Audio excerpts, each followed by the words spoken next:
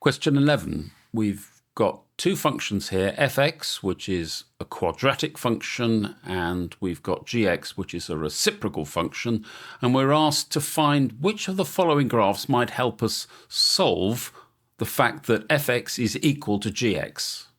Now, you could be tempted to look at this quadratic here and say, well, that's x squared. Can I put a reciprocal function on the top of that?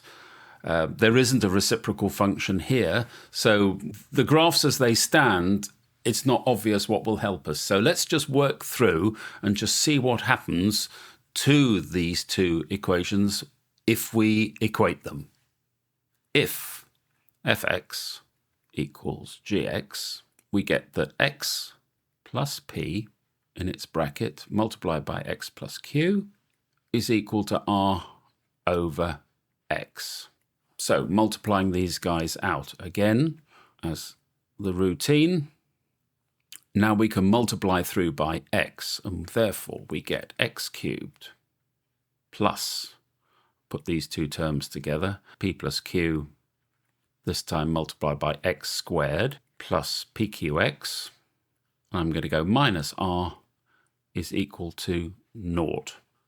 Well, we've now got a cubic. We're told that p, q, and r are all constants. So we've got a simple cubic in x. And the graph that will help us is this guy here, of which there's only one root, which is here. So its graph A will help this new function of x equals 0 when x equals 3. And that will get you full marks.